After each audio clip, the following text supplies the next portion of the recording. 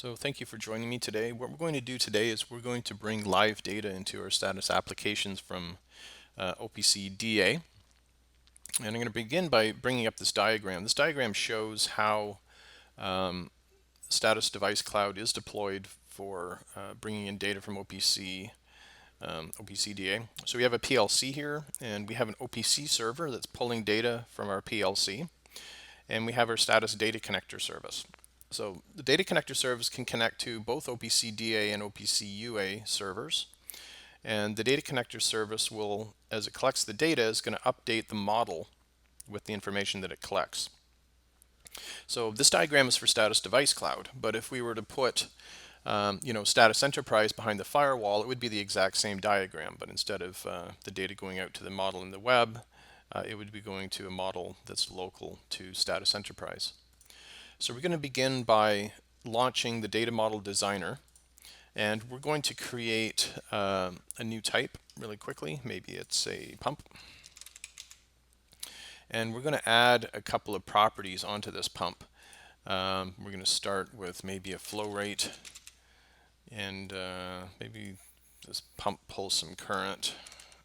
So we're going to monitor that too. So there's our type, pump with a couple of properties on it. And next we're going to go to assets, and we're going to create an instance of that pump. So there's pump A1. And that's the virtual representation of our asset in the real world. The next step is we want to connect to the data connector service, right? We're going to set up that data connector service for live data. So it's pulling the live data in, and we need to tell it also where in the model that live data is going to go. So we begin by hitting connect to connect to the data connector service. Now, if you're running in Status Enterprise, that address is probably localhost 21,000. If you're running Status Device Cloud, you were given an address for your data connector service that's out on the web, but that's not the one that you want to use. That data connector service in the web will work for the types of data connectors that are web friendly. OPC DA is not web friendly, so what you need to do is when you go to your installer for your Status Device Cloud tools, you can install the data connector service locally, and that's what you need to do. We need to run the data connector service local, just like we have in the diagram here,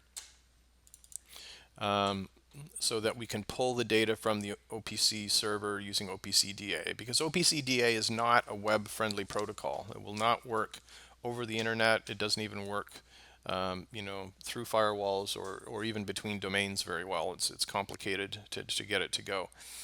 So we want to install this data connector service locally. We don't want to use the data connector service that we have out in Status Device Cloud.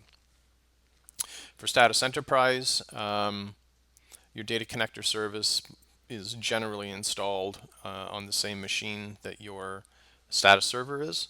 But it doesn't have to be that way. With the data connector service, you can install it headless, standalone, pretty much anywhere that you want to collect your data, and it can then forward the data that it's collecting to any instance of status, as long as it can get there with the IP address. So going back to our data mapping configuration, so we've connected to where our status server is located. And the first thing that we want to do is create a new config, and we give it a name, and we pick the type of data that we would like to bring in. So we could be BACnet, Modbus, SNMP, MQTT, different sensor companies. The one we want today is the OPC DA client. So we're going to connect to OPC DA. And the first thing we need to do then is pick our OPC server that we're connecting to. Now, if you hit this button and you try to browse and you get an error, that means you're missing the OPC Core components. And if you simply type OPC, you'll end up with the OPC Core components here, and you can install them. And they're needed, they're required in order to be able to browse for OPC servers. So the OPC server I'm going to use is this gray box simulation server, and I hit close.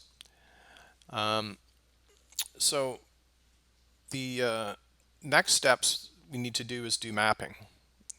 And the way the mappings work is we're going to have items on the left side here, which is our model, and on the right side we're going to have our OPC items, and we map one to the other and generate a relationship or a mapping between them.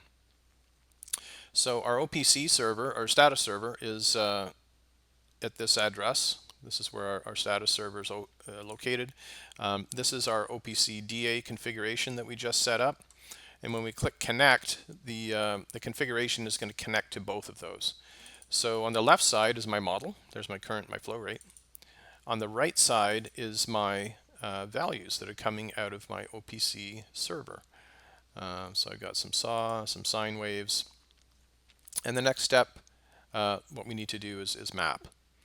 So to do a mapping, I'm going to pick the current property on my status server for my pump A1. And I'm going to also pick on the other side, this is my OPCDA item, so I'm going to pick this uint8 on my sine OPC tag. So once I've done that, I can click almost anywhere and say add mapping, and I can see that a mapping gets generated. And this is where now when this value changes within the OPC server, that value is going to, using the data connector service, the data connector service is going to move that value change to the model in status server to this location here. So that's my current, and I can do the same thing with my flow rate. I can pick my value, I can right click and do add mapping, and now as this OPC value changes, this property will get updated in my model.